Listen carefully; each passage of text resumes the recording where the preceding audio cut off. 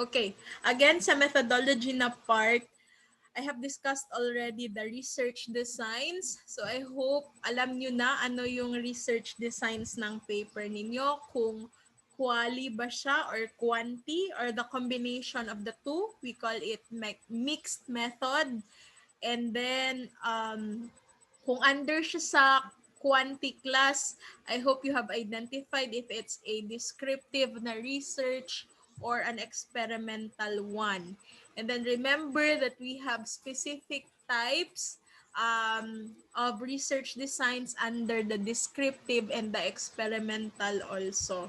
So yun yung isusulat nyo under the research design, and then you have to explain bakit nyo nasabi na ganun yung research design ng paper ninyo. After sa research design, you will have the research local. So you have to properly identify where are you going to conduct your research.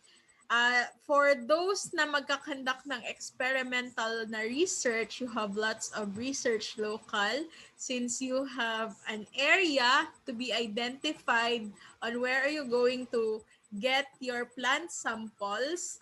At the same time, where are you going to conduct your experiment? So if you are going to conduct your experiments in school, you have to include a brief history of the school and then its mission and vision. And then last time also, I have already discussed also the respondents of the study. So under the respondents of the study, you have to properly describe your respondents. So you have to give the inclusion and exclusion criteria why you select your respondents to be included in your study. So kailangan i-describe nyo kung sa gender, lalaki lang ba lahat, babae lang ba lahat, or kasali lahat. And then kung sa age, meron ba kayong specific criteria sa age, you have to identify that sa respondents ng inyong study. And then sa population and sample also, nag-discuss na ako nito na it will not be practical if you include all the members of the population in your study. We have reasons like it will be expensive for you. It will consume a lot of time sa inyo para matapos yung lahat ng members ng population. That's why we do sampling. And then sa sampling, I have introduced to you the way on how to compute your sample size. So you can use this formula or you can use the software I have given you last time, the raw software, para alam nyo kung gaano kadami ang inyong like i-interview or i-include sa inyong study. Now, if your population is infinite, so you don't know really the exact number of the members of your population, pwede tayo mag-quota sampling as long as hindi masyadong maliit yung ating sample size. So it's okay. So meron tayong mga sampling techniques class. So I guess dito tayo nag-end last time sa error. So we have again sampling technique. We actually follow the rule of thumb method. Kaya lang wala itong statement for validity kasi 20% of the population frame for a sample lang yung gagamitin. Again, 20% of the total population. So, kapag ka 20% lang, again, wala itong statement for validity. Now, for descriptive, normative, and survey research, if you are going to conduct a survey research, we can use the central limit theorem in which kailangan kasi dito, the greater the sample size, the nearer your result will be sa parametric na values. So, mas maganda ito kapag mas marami ang inyong sample. At the same time, sa statistical treatment, I hope you are done with your statistics, no? So, meron tayo diba tinatawag na parametric and non-parametric na mga tests. So the larger your sample is, the nearer your result will be doon sa parametric values na gusto natin. Yun yung gusto natin pagdating sa research. So kapag hindi naman ganun kadami ang inyong population, then we can consider sampling 50% and above. So kung like 200 lang yung inyong population, then we can sample at least 100. So 50% and above, pasobrahan natin konti, okay na yun sa sampling technique.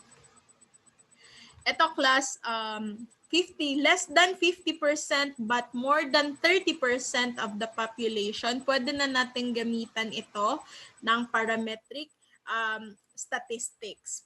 Pero yung yung interpretation natin will be limited lang for the sample, meaning we cannot generalize it for the whole population. Kapag ang ginawa nyo is less than 50% pero more than 30%. Now, if your sampling is limited talaga, na ang nasample nyo lang is less than 30% and ang ginamit nyo na sampling technique is purposive na sampling, ito yung interpretation ng data limited sa sample lang din, and kailangan ang gamitin na statistical tool is non-parametric. So we have two kinds of sample class. We have the probability sample. Pag sinabing probability sample, lahat ng members ng ating population have equal chance to be selected in your study.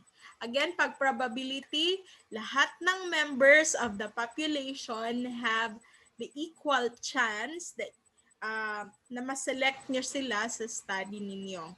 So, probability sample can be obtained through random sampling.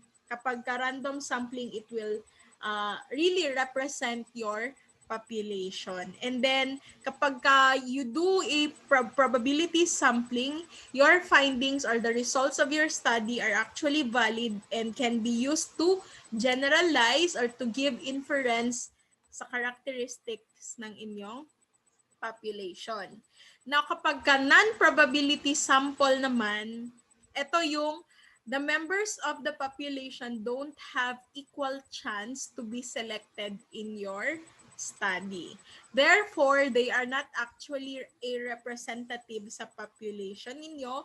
Thus, your result cannot be used to give inference or to make generalization about your population. So let's talk about the different probability sampling techniques. Kasi sa inyong paper class, you really have to describe the sampling technique that you are going to use in selecting your respondents or the sample of your study. Now, ito yung mga probability sampling techniques. So I hope you can still remember this kasi dinidiscuss ito sa statistics. But we'll have a review. So the first one, under the probability sampling, ito yung may equal chance lahat ng members of the population to be selected in your study. Pag sinabing simple random sampling, this is the most common. Ito yung pinakaginagamit natin.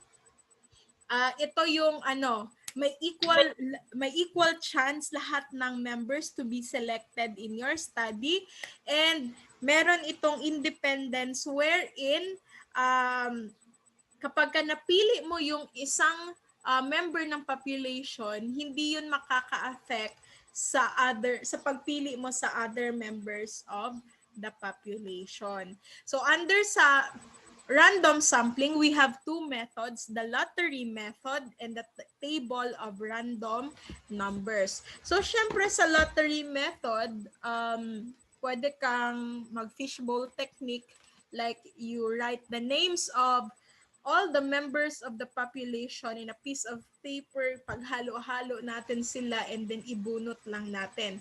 So kung sino yung mabubunot, siya yung mapipili sa study mo and pwede mo siyang isali. So kapag ka ganon, lahat sila may equal chance to be selected in your study. Kasi hindi mo naman alam kung sino yung mabubunot mo and silang lahat yung names nila nandoon naman sa like sa fishbowl mo ganon.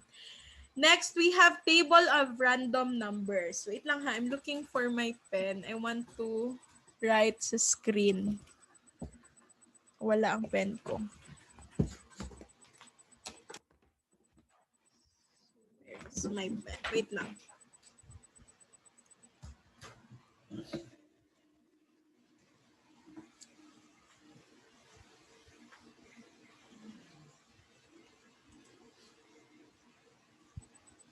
Okay, if you don't want to use the lottery method but you want to do a random sampling, you can use a table of random numbers. So sa table of random numbers, like you will have a table and then meron ka dyang mga numbers. And then sa mga numbers na yan, meron yung mga corresponding names of the members of your population. And then pwede kang, you have someone that you will ask to choose numbers na nandito sa table mo. And kung ano yung mapipili niya na number, so kung kaninong name naka-designate yan, yun yung masiselect na ma-include sa study mo. So andun pa rin yung randomization. So if you want your study to be a true experimental one, you have to consider the element of randomization. And then you can use this sampling technique. Do you have questions about the simple random sampling?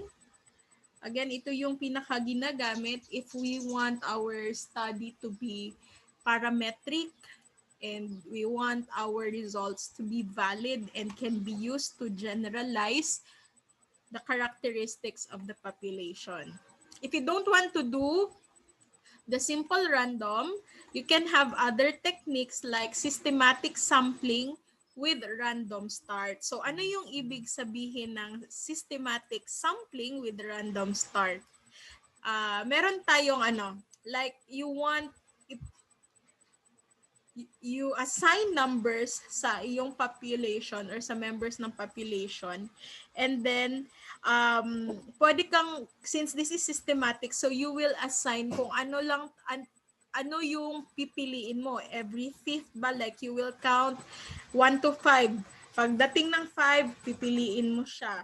And then count ka na naman 1, 2, 3, 4, 5. So yung fifth na naman sa counting mo, yun na naman yung pipiliin mo. So there is a system. Pero take note, it has to start randomly. So hindi ka magsa-start like pag meron kang numbers 1 to 100, so 1 ka talaga mag-start. No, you can start at number 2 and then mag-count ka ng 5 dyan. Yung ikalimang tao doon sa counting mo, yun yung pipiliin mo. So there is a system and there is a random start. So pwede mo din itong gawin na sampling technique. This is also valid and this is still under the probability sampling. Meaning may equal chance pa rin lahat ng members ng population to be selected in your study. Now you can also use this one, stratified and cluster sampling. But ano yung pinagkaiba nila? Sa stratified sampling class, you group your the members of the population, like you group them according to their sex, so male and then female, and then pag nagrupo mo na sila, kukuha ka ng members, mag-choose ka ng sample sa male, mag-choose ka din sa female. So pwedeng magkuha ka ng 30% dito and kukuha ka ng 70% sa female. And then yung pag-choose mo niyan is actually random. So meron pa ring randomization dito. Kaya lang nagrupo mo sila and then based sa groupings nila, doon ka kukuha. So pagdating naman class sa cluster sampling, let me delete this. Ha? Pagdating naman sa cluster sampling, groupings pa rin ito. Like, i-group mo sila kada section. Section A, Section B, Section C, D, and E. And then randomly, pipili ka. Like, ang napili mo is Section C. So, lahat ng members ng Section C, lahat na sila is included sa iyong study. So, yun yung difference ni stratified and ni cluster. Si stratified, i-group mo sila and then doon sa group, pipili ka randomly para include sila sa study mo. Sa cluster sampling, i-group mo pa rin sila, pero yung napili mo na group, kung sino yung mga members doon sa grupo na yun, lahat na yun sila class is included na sa study mo. So, kung pipili ka pa ng another group like nilagay mo siya sa ball and then napili mo is the group E, so lahat na naman ng members ng group E automatic included na sa study mo. So, hindi ka na mag-choose pa kung sino dyan sa members ng E ang mapipili. Lahat na sila. Yan yung sinasabing cluster sampling. Questions about the probability sampling? Ito lang yung probability sampling natin ha. So they have equal chance. So depende yan sa inyo kung ano yung magiging technique nyo in choosing your sample. So kung hindi naman possible yung random sampling, then we can use the non-probability sampling technique. So non-probability. Pag non-probability, walang equal chance lahat ng members to be selected in your study. So the first one under this is the accidental or convenience sampling. So yung mapipili mo na mga samples to be included in your study is based in your convenience. So kung sino yung available that time, sila yung i-interview nyo. Kung like nag-schedule kayo ng interview doon sa hospital, so kung sino yung nag-duty, yun lang yung mai-interview nyo. Convenience sampling yon. And walang equal chance yung mga members ng iyong population na ma-include sa study. Kasi kung sino lang yung nag-duty, yun lang yung mai-interview nyo. That's based on your convenience. Kung sino lang yung available. Like kung naman kayo, punta kayo sa hospital and then outpatient department, kung sino lang yung nagpa-check up, then yun lang din yung ma-include sa study niyo. So paano yung mga hindi nagpa-check up na members of the population? So hindi sila included. Kaya siya, non-probability sampling. So pwedeng gawin natin snowballing or network sampling. So sa snowballing, actually yung snowballing or network sampling, almost the same lang naman sila.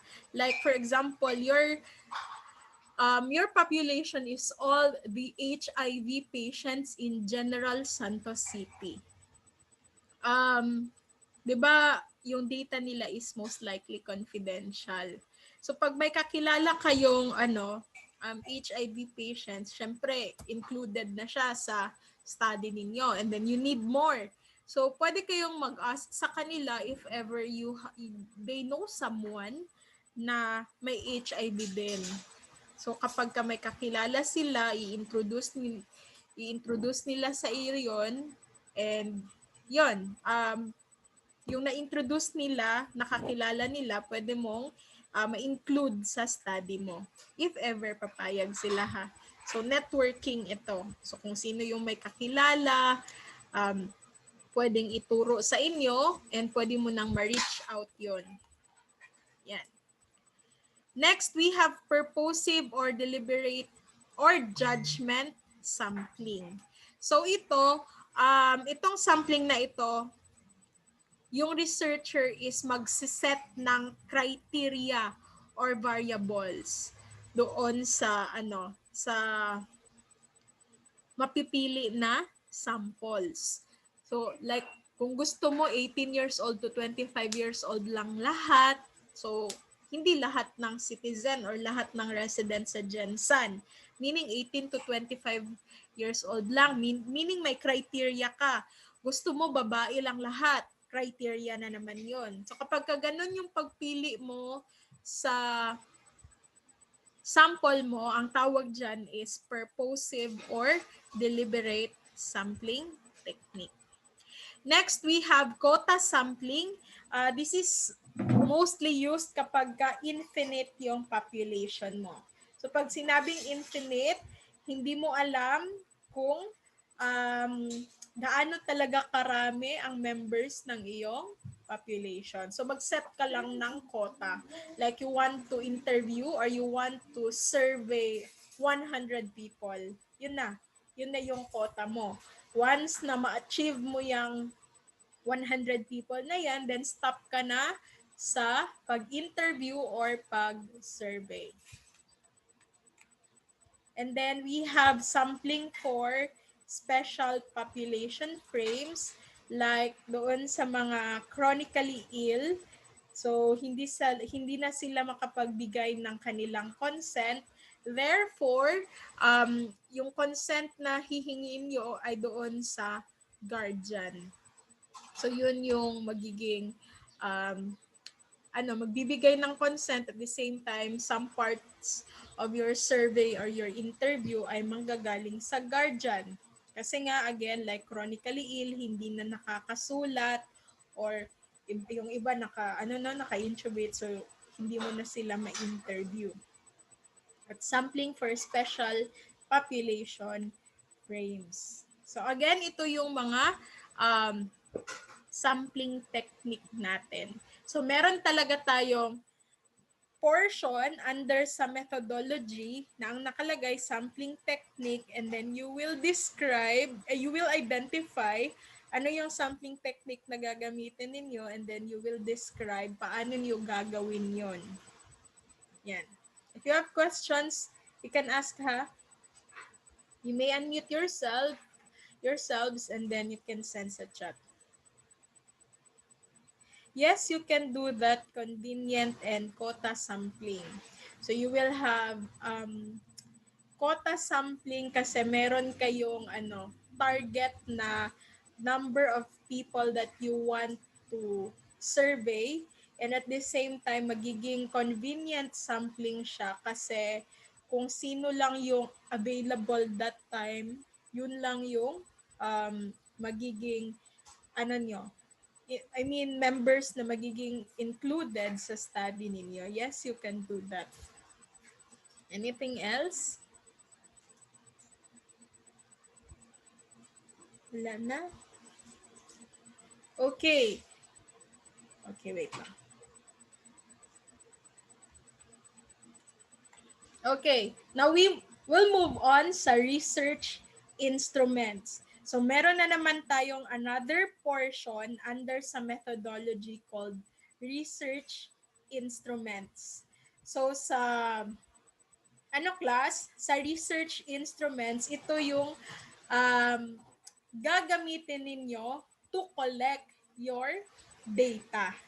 Now, hindi kasi nasali dito yung experimental na research. Para sa experimental na research, kung ano yung gagamitin nyo ng mga laboratory apparatus and equipment available sa ating lab, yun yung magiging research instruments ninyo. Pero kapag hindi experimental yung study ninyo, then you can use one of the following. So the first one is one or two kasi like sa mixed method, pwede namang interview, pwede ding questionnaires. So again, the first one is questionnaires. Ito yung paper and pencil data gathering method natin. Gagawin, we can make our own questionnaire and then ipapa-validate lang natin sa experts, or we can adopt an existing questionnaire basta lang ma-secure natin yung permission from the one who made it. Ayan. And then afterwards, ipapa-answer natin ito sa ating respondents or participants. So in any form, we can print this and then we can make them answer the questionnaire, or we can use platforms in the internet if it's not possible to reach them personally. So, pwedeng Google Form, or if ever meron pa kayong alam na any platforms na pwede nating gamitin para ma-answeran nila yung questions natin. So, that's questionnaires. So, these are the criteria of a good questionnaire. First, the language must be clear. Class? Sa paper, we will include the English version of your questionnaire, but you have to make another version na suitable para doon sa ating respondents. So, pwede tayong gumawa ng Bisaya version para mas maintindihan nila. But sa paper, kailangan natin yung English version. Next, the content of the question and the period involved must be specific. So yung mga questions, class, na nasa questionnaire ninyo should answer your statement of the problem. So hindi ka dapat makakakita ng question dyan sa questionnaire mo na hindi included, hindi kailangan doon sa statement of the problem. And the question should show singleness or purpose. So ano yung purpose? Bakit mo na itanong yung question na yan? So kung that is included sa statement of the problem ninyo, then go. You have to include that sa mga questions mo. Next, the question must be free from assumption at the same time suggestion. So, hindi dapat na gumawa tayo ng question na tayo lang din ang magsasuggest na ganito yung magiging answer nila. We can make a multiple choices na question, but we may include provision para sa like they have other na mga answers for your question. Pero hindi pwede na ikaw na yung mag-a-assume na ganito talaga dapat yung magiging answer nila sa question mo. Next, the question should have linguistic completeness and grammatical consistency. So that is the reason why we need to have experts to validate your questionnaire. So included na dyan yung pag-check ng grammar para hindi tayo magkaroon ng miscommunication or like misinterpretation sa mga questions natin. So we have two kinds of questionnaire. We have open-ended questionnaire and closed-ended. So open-ended, ito yung mag-ask ka lang and then bahala na yung respondents mo kung ano yung magiging sagot niya. And then sa close-ended, ito yung may mga options ka. So ang gagawin na lang ng respondents mo ay to check it or pwedeng mag-encircle depende sa format ng iyong questionnaire. So, sorry lang ha. So ito, this one is for the close-ended na questionnaire. Pwede kang gumamit ng Likert scale. So, ito yung Likert scale. Meron kang ilagay na lang na numbers. Pwede nilang i-encircle or i-check. And then, meron siyang corresponding interpretation. Like, if they answer 5, it means they strongly agree with the statement or your question. Likert scale ang tawag if the choices are 5 and up. 5 and above. Like, meron tayong questionnaire na hanggang 7 yung pagpipilian nila. So, basta tumungtong siya ng 5, that's Likert scale. Pero if it's lesser than 5, like hanggang 4 lang yung pagpipilian nila, like tinanggal mo yung not sure dyan, lagay mo lang 1 is strongly agree, 2 is disagree, 3 is agree, and then 4 is strongly agree. So hanggang 4 lang siya. Hindi na yan siya Likert scale. We call it Likert type scale. Again, ang ilagay nyo, Likert type scale. So, pag 5 and above na, that is called Likert scale. Now, we have validation of questionnaires. We have ipa-validate, 'di ba, kapag kayo ang gumawa. So, meron tayong unsophisticated floating wherein ipapa-answer natin sa group of people, like 20 or more na people yung ating questionnaire, and then after nila ma-answeran, we will ask for suggestions or comments for us to improve our questionnaire. Meron ding factorial analysis. This one is a sophisticated na analysis na pag-determine ng clusters of the items sa questionnaire. Like, meron kang gagawin ng mga questions, and then ang gagawin ng magbabalidate is igrupo-grupo niya yung mga items na most likely magkakapareho lang yung weight sa questionnaire mo. Factorial analysis. But this one requires the use of statistical tools. So most of the time, ito yung ginagamit natin, unsophisticated floating. Ayan. So that's the first research instrument. Now, if we don't want to use a questionnaire, then we can use this one, the research interview. So para dun sa mga qualitative na research, ito yung research instrument ninyo. Magkakaroon kayo ng guide, interview guide. So you will have direct interaction with your respondent. If it's not personal, given our situation nowadays, pwede namang mag-interview online or through the phone. So kung magre-record kayo class ng inyong interview, you have to inform your respondents or your participants na i-record mo sila. Yan. Kasi bawal yung mag-record tayo na hindi tayo nagpaalam. So meron tayong types of interview class. It's up to you kung ano yung gagamitin ninyo. We have first the structured interview. So sa structured interview, gagawa kayo ng interview guide. And kung ano yung nakasulat sa interview guide ninyo, yun yung i-ask nyo sa inyong respondents verbatim and in order. So in order yung pag-ask nyo ng question, at the same time verbatim. Kung ano talaga yung nakasulat sa guide na ginawa nyo, yun talaga yung i-ask. Meron din tayong unstructured interview. Sa unstructured interview, though meron pa rin kayong interview guide nito, gagawa pa rin kayo ng interview guide, pero pwede kayong free kayo na magkaroon ng follow-up questions, or pwede niyong i-repeat yung question sa kanila, like gusto mo dagdagan pa nila yung answers nila, then you may do it. Mag-follow-up question kayo. Pwede niyo ding hindi i-in order yung pag-ask ng question. Pwede niyong unahin yung question mo sa number 10 and then babalik ka sa number 1. That is unstructured interview.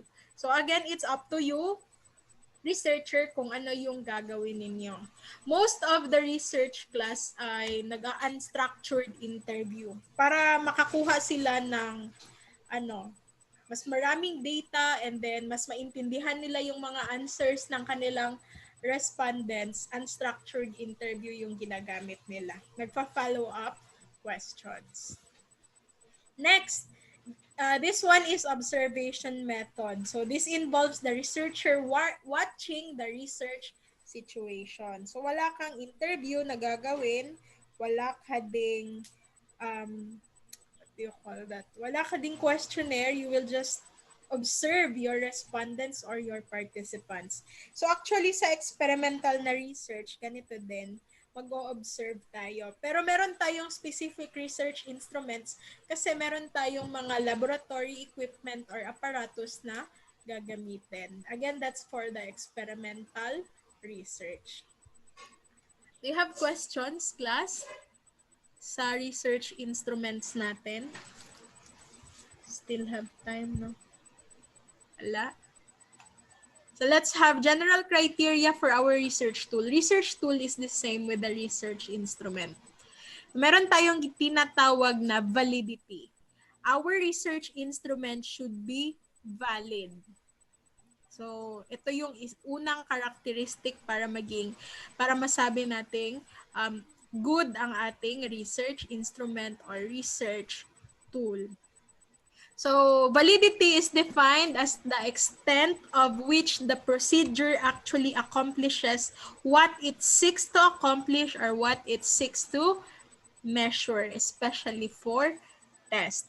Kapag like sa statement of the problem, nakalagay doon, ito dapat yung makuha natin na data. Ito dapat yung makuha natin na result sa test. So, yung inyong research tool or instrument will become valid if na-measure niya talaga ang dapat niyang i-measure. Yan. Next, we have three kinds of validity. First, we have phase validity. So, madedetermine mo yung phase validity kapag like ipapatingin mo sa mga experts, like you have 3 experts sa field na yan, ipa-check mo sa kanila yung questionnaire ninyo, and then based sa kanilang mga recommendations and suggestions, i-improve natin yung ating research instrument. However, itong phase validity is the weakest validity method or validity testing na ginagawa. Now, we also have content validity wherein yung research instrument mo ay ipapa-check mo or ipapa-evaluate mo pa rin sa mga experts, pero merong more serious query to find out if yung tools mo talaga ay nakaka-measure ng what is intended to be measured. And sa content validity, pwede tayong mag-apply ng statistical method. So this one is a more serious one wherein seriously i-check ang content ng inyong research instrument. If it can really measure what is intended to be measured. And then we have construct validity. This one also uses statistical treatment, but parang this one is the most serious type of validity wherein yung theoretical construct or trait is i-check talaga kung ma-measure ba talaga ng iyong research instrument or research tool. So paano ito gagawin? It can be measured by noting the group differences, changes, correlations, processes, multi-trait, multi-method ways, and factorial validity. So lahat-lahat ng items, like meron kang questionnaire, lahat-lahat ng items doon, i-check and i-measure using statistical tools kung kaya niya ba talagang sagutin ang iyong statement of the problem. Now, if you ask me, based sa mga existing research sa school, they do face validity. So 2 to 3 experts will check the research questionnaires or the interview guide, and they also, meron ding mga research na nagkakandak ng content validity. So ipapa-check pa rin sa mga experts, but this one is a more serious one. It will check if your questionnaire or your tools can really measure and can really give answers to your statement of the problem. Another thing na i-check natin sa inyong research instrument or research tools is the reliability. So, sa reliability, it refers to the extent a research tool elicits the same or similar results whenever it is given. So kapag kahit pa inulit-ulit mo pa siya ng test, ipaulit-ulit mo siya pasagot doon sa iyong mga respondents, dapat magbibigay siya ng the same result. Kapag hindi the same yung result sa repeated na pagpa-answer, meaning hindi reliable ang iyong research instrument kasi nga hindi consistent yung nakukuha ng mga result. So this is the last slide. Meron tayong estimates of reliability. Pwede kang gumawa ng test, retest reliability. Meaning nun is, napasagot mo na, like you have questionnaires, napasagot mo na siya sa iyong respondent, and then ipaulit mo siya sagot. Kung the same pa rin yung magiging answer, then your research instrument is somewhat reliable. And then we have equivalent form reliability, wherein merong mga existing na mga questionnaires na. So, i-check mo ngayon yung mga results ng iyong questionnaire and then yung existing na questionnaire, kung they will give similar or almost similar result, then your questionnaire is also reliable. And then we have split half reliability. You will divide your questionnaire or your research instrument into two, and then i-check mo siya if they will give similar result. And then reliability based on item statistics. It will use really statistical tool to check if your research instruments give a consistent na mga data. Pero sa school class, hindi masyadong nagkakandak ng reliability testing. More on validity testing tayo. So, yun lang yung ipapa-check sa experts yung inyong research instrument. So, that's all for this slide. Do you have questions about the methodology?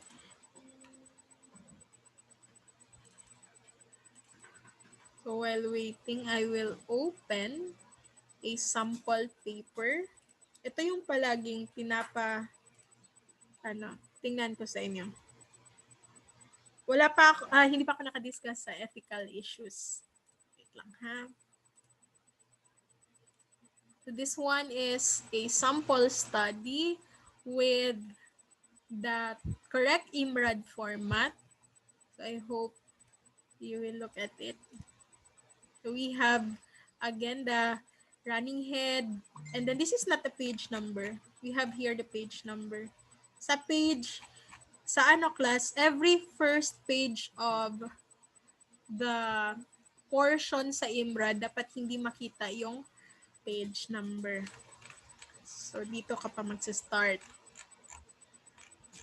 Doon tayo sa methodology na part.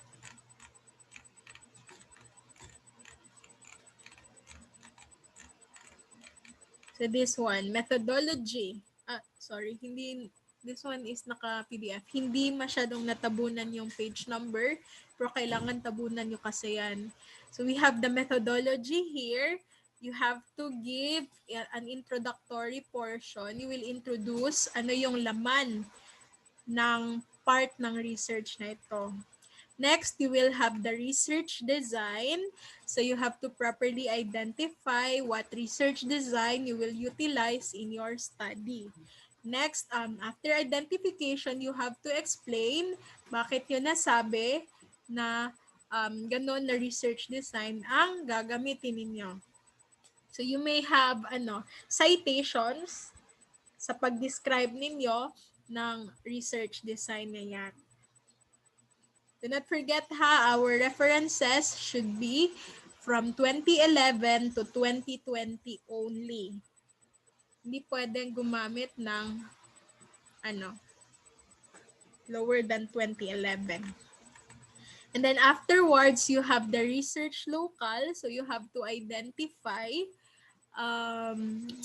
the area, the site wherein you will conduct your study. Next, you have your respondents of the study. So in here, you will identify who will be the respondents of your study and what will be the inclusion and exclusion criteria for them to be selected.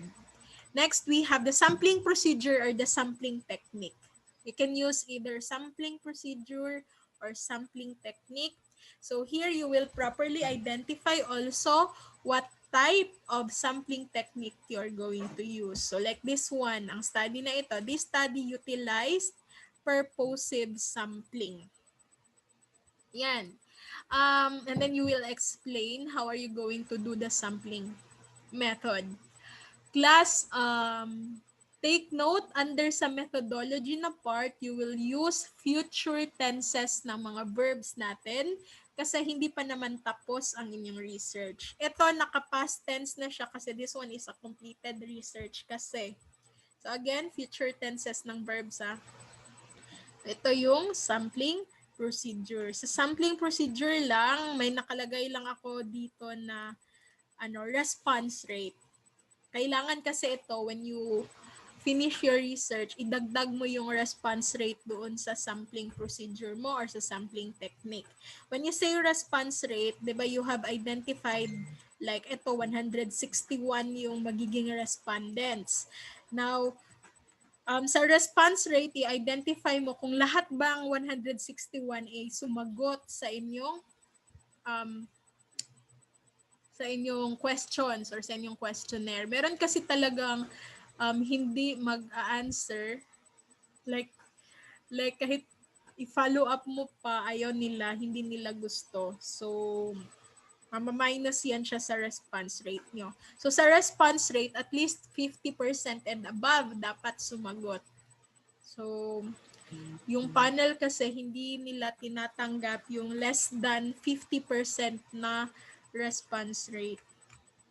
Kasi take note that this is samples na lang. Hindi na ito population. Tapos sa sample, hindi mo pa na-achieve lahat ng desired numbers.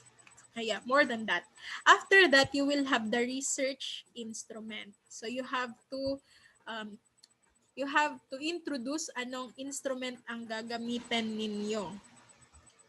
Ayan. So, you have to include also kung you have to state also kung sino ang gumawa sa questionnaire and napa-validate ba or hindi.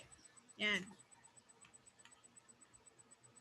I included here a box on how to interpret the questionnaire na gagamitin. So, marami lang akong interpretation kaya medyo humaba itong research instrument dito. And then after that, kasi hanggang reliability, hanggang research instrument lang yung diniscuss ko, di ba? So, and after that, you will have the summary of procedure. Ito na yung data gathering procedure ninyo. You will state here step by step from the start hanggang sa end na kung ano yung gagawin ninyo sa research ninyo para makompleto ang inyong data.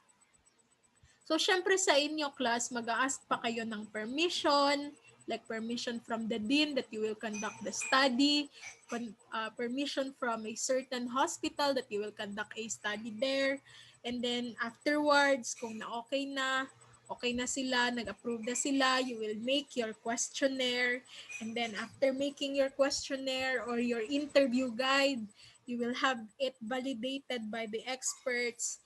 You will also include the validation criteria. Yan. Kung ano yung magiging validation criteria ng inyong research instrument na gagamitin. Afterwards, you will have the step-by-step procedure kung humana ang inyong questionnaire on susunod.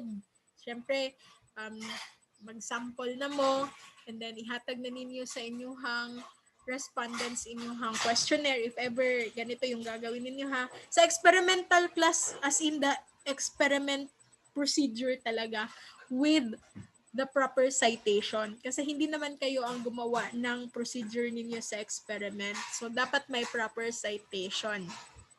After the step-by-step class na procedure, you will have a summary here, a schematic diagram. Ayan. Schematic diagram of your procedure. After class sa procedure, you will have the data analysis. So sa data analysis, you will have here the statistical treatment that you are going to use para ma-analyze and ma-interpret ang inyong data. Like if you are going to use the t-test or ito kasi wala siyang inferential statistics. Ano lang siya, descriptive statistics like range, mean, and standard deviation. So, kung depende sa kailangan sa study ninyo. So, if you will use t-test or ANOVA or chi-square, you have to place that one under the data analysis. Now, if your study is a qualitative research, pwede na yan siya like sa phenomenological. Remember, we have the Colese na method sa pag-analyze ng result ng qualitative. So, hanapin nyo kung ano yung magiging dapat data analysis sa quali. Introduce ko lang siya sa inyo.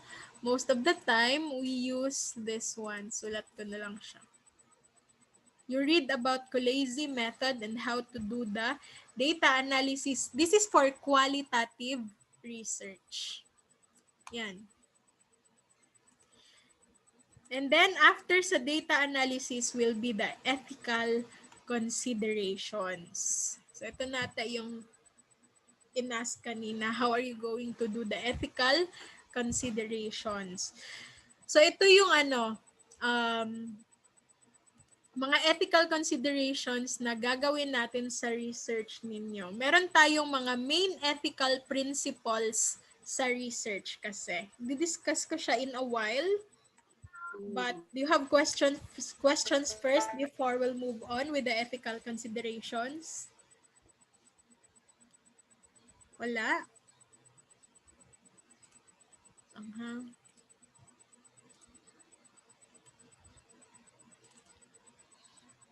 Let me open it first.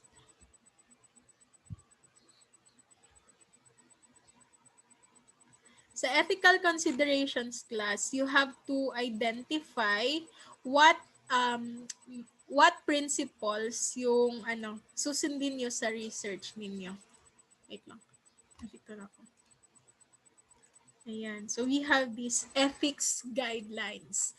And ito yung ating elements of research ethics na i-include nyo doon sa ethical considerations ninyo. You have to properly identify the elements of the research ethics and then you have to explain it.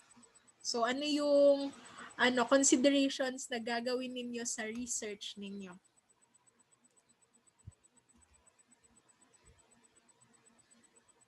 Yes, oo. Claire. Sa experimental na research, just have to identify the instruments sa laboratory and then i-discuss nyo ano yung gamit nun sa research ninyo. Yan lang. Sige. Thank you, ma'am. Okay. Ito yung mga elements of the research ethics based on the National Ethics Guidelines for Health and Health-Related Research 2017. So the first ethical consideration is the social value. So hindi tayo pwedeng mag-conduct ng research without social value. Kailangan meron siyang relevance sa existing na mga social or health problem and that meron siyang contribution para ma-address natin yung problems or issues na yan. Pero itong social value, pwede nang hindi ilagay sa ethical consideration kasi meron naman tayong separate na portion doon sa introduction called significance of the study. Doon natin i-establish yung social value ng research ninyo. That's the first one. So, sa methodology na part class, do not forget that you have to include a provision for the dissemination plan of the result of your study. You have to include there paano nyo i-disseminate yung result ng study ninyo. Hindi pwede na after mag-final defense, magpa-hardbound, hindi lang hanggang doon and then itatago na lang siya sa library or sa research office.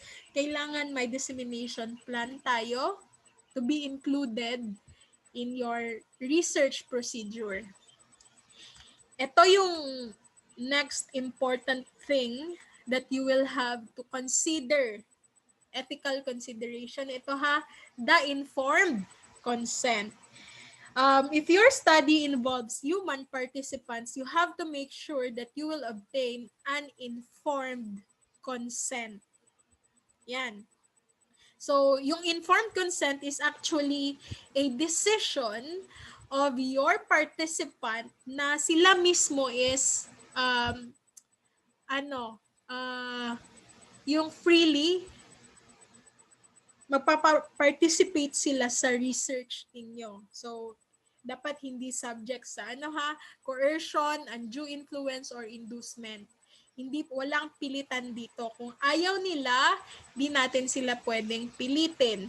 Pero pag nagbigay sila ng informed consent, then, yun, pwede sila na maging respondent sa ating study.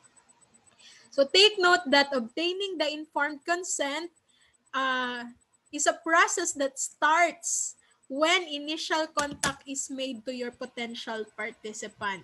So the first contact pa lang ninyo sa kanila, kailangan ma-obtain nyo na itong informed consent na ito. So paano? By informing the potential participants by repetition and explanation, by answering their questions as they arise, by ensuring that they understand each procedure, and by obtaining agreement from them. Doon mo makukuha ang informed consent mo. Yan. So this one is voluntary walang pilitan. Now, how about kapag kayong individual ay incapable of giving his or her consent? So, like sa minor class sa ating law, ang mga minors are, based sa ating law nakasulat, are not capable of giving their own consent. So, ito yung time na mag-o-obtain tayo ng assent or consent of a legally authorized representative. And sa ating law, like sa minor, ang legally authorized representative ng ating mga minors ay yung parents nila or yung kanilang guardian. Doon nyo kukunin yung informed consent ninyo. Sa informed consent, this one is is a document na nakasulat yung title ng research ninyo and yung everything about your research, and then kailangan magpirma ang inyong respondents or ang kanilang LAR, legally authorized representative. Yan. So, bawal dito ang deception, undue influence, or intimidation. So, hindi lang hanggang ritual rights na sasabihin mo lang sa participants mo na ganito yung research mo, ganito yung kailangan mo sa kanila. Kailangan mapapirma mo sila, merong signature talaga sa kanila. And kailangan ma-ensure mo na naintindihan talaga nila yung research mo and kung ano yung magiging participation nila. Yun yung number 1. Kailangan there is full understanding. Kailangan na intindihan nila yung research and voluntary, okay sila na ma-include sa study mo.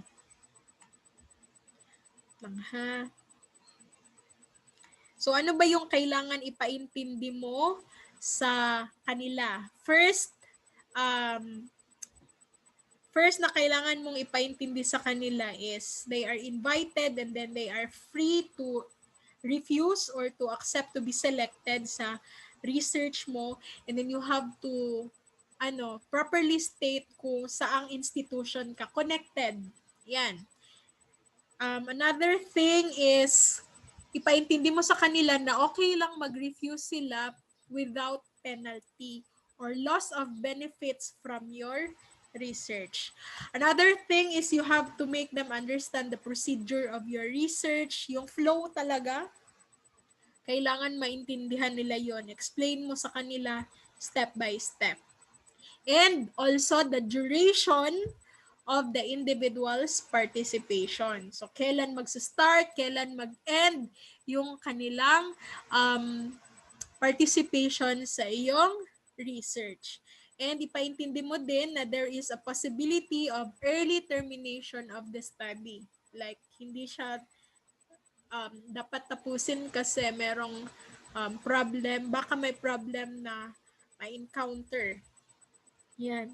And then at the same time, you have to properly communicate to them if ever meron kayong mga foreseeable risk, pain, or discomfort, or any inconvenience na ma-experience yung iyong participant. Dapat at the start pa lang, alam na nila yon. And then, if ever merong benefits na makukuha sila sa research ninyo, kailangan ma-communicate mo din yan sa kanila.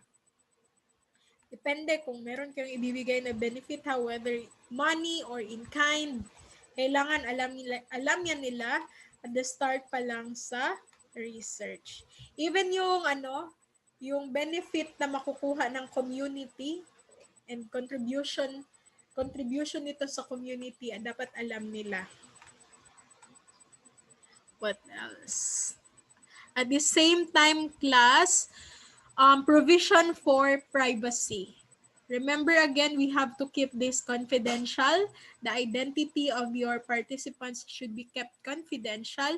You have to assure them na hindi mo i-divulge yung mga personal information nila. Yan.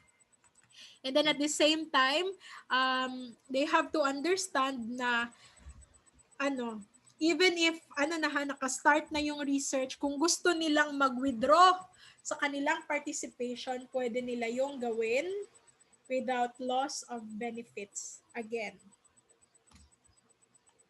Ayan. I'll give you a copy of this para ma-review nyo ano yung mga ethical consideration natin. Itong informed consent ang pinakamahaba kasi this one is very important sa research. Ayan, ito. Whether commercial products may be developed from biological specimens and whether the research participants shall receive monetary or other benefits from the development of such products. So pag kumuha kayo ng specimens from them and then you will make a commercial product out of it, kailangan alam yun nila. And kailangan alam nila kung meron kayong ibibigay sa kanila. Like benefits, monetary benefits or something. Ayan. And then you have to properly communicate to them the extent of your responsibility to them. Kung ano ba, magmi-meet ba kayo? Kung magmi-meet kayo, ano yung ibibigay ninyo sa kanila na services? Like, susundiin nyo ba sila? Papakainin nyo ba sila? Kailangan alam yan nila at the start. And kailangan properly documented yung inyong informed consent. It requires an actual signature. If a signature is not possible, then the thumb mark should be obtained from the participants. Now, you can renew your informed consent if ever merong mga new information or significant changes sa study ninyo. Yan. Next, vulnerability of research participants. Meron tayong mga vulnerable na mga research participants, especially those na mga handicapped, merong mga mental or physical disabilities,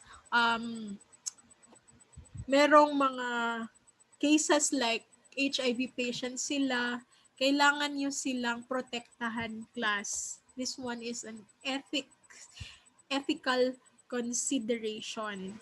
So you have to include in your research protocol on how to guard their safety, ensure their safety, and paano hindi mo ma-violate yung rights nila.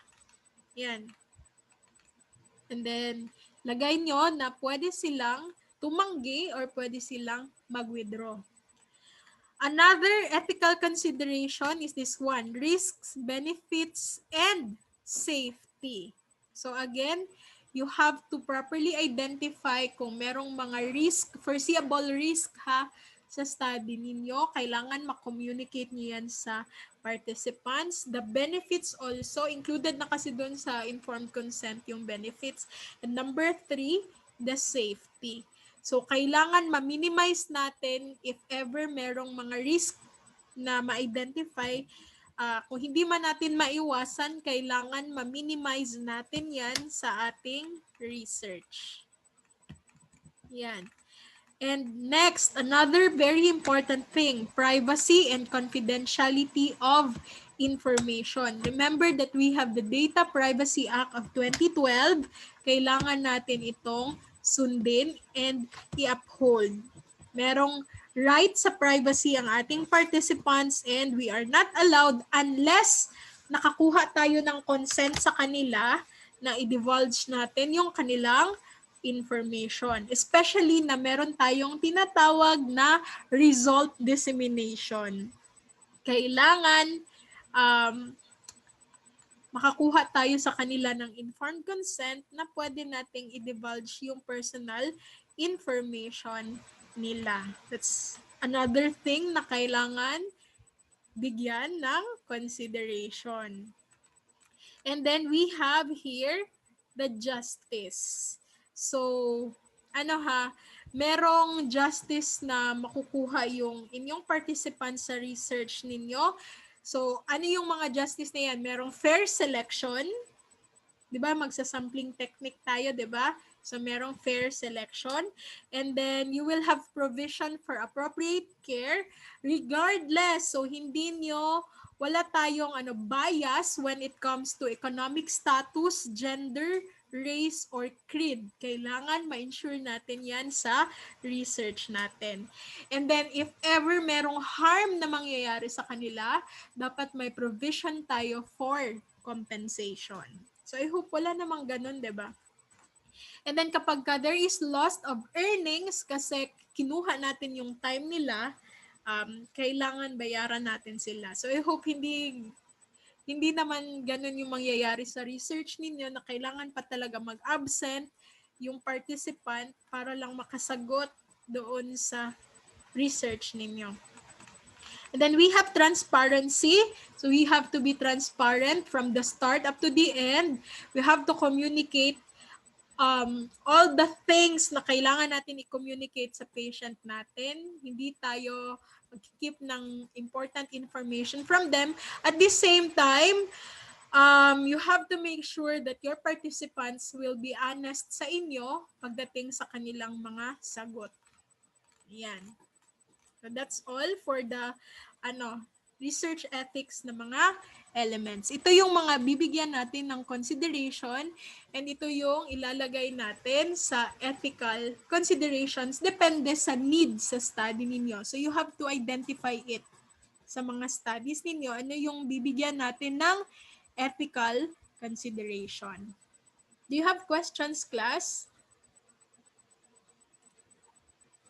Do you have questions? So I am expecting na makokompleto na natin ang ating research proposal.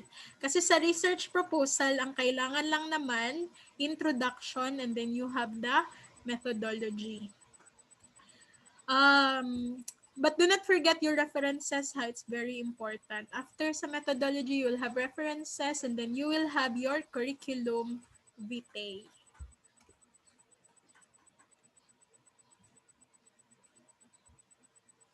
Yeah, yung sa cassava, yung sa mga experimental na research, ang inyong plant material is kailangan nang galing sa isang source only para mawala natin yung mga variations like sa genetic variation.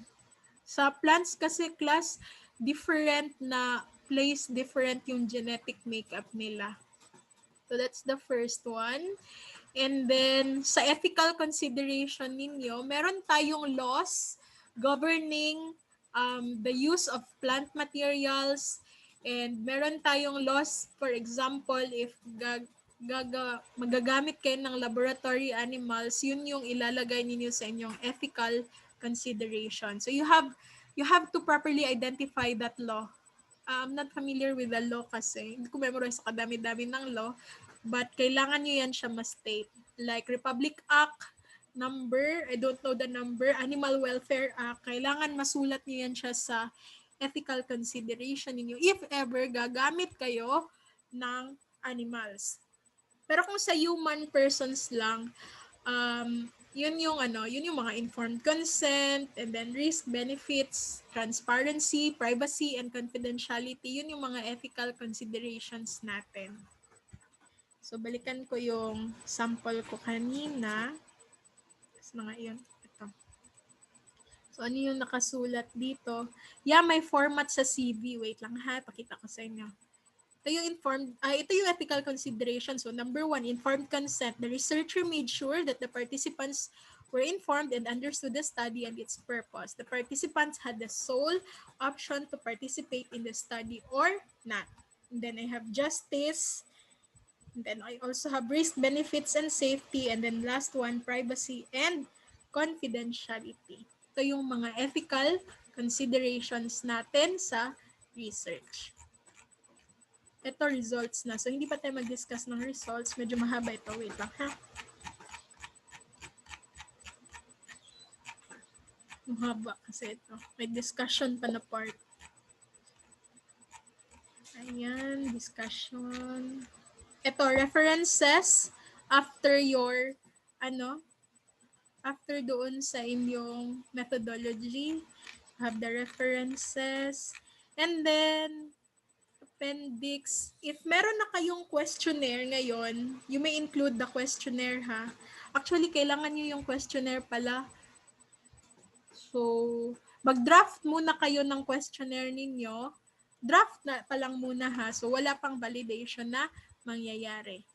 You may include your questionnaire here. Mag-draft kayo ng questionnaire ninyo. And then, mag-draft din tayo ng informed consent natin na papapirmahan sa ating respondents or participants. Ito, appendix lang ito, ha, yung mga letters sa validators. And this one is the curriculum vitae. Ano na lang, yung akin na lang na format. So, sa curriculum vitae, you will have your personal information there. You will have to include a 2x2 picture, but take note, walay mag-selfie sa picture, ha. And then you will have the educational background. So you have primary, secondary, tertiary, and wala na yung sa graduate kay sa tertiary pa lang naman. So you will just place there, kailan ka nag-start? Like 2016 to present. Ganun na lang yung isulat ninyo. And wala na ito. Syempre wala na din ito. So hanggang ano lang kayo, class, educational background. Yun na lang muna. You have questions before we'll end with our discussion? If you have more questions, you can ask me sa Facebook.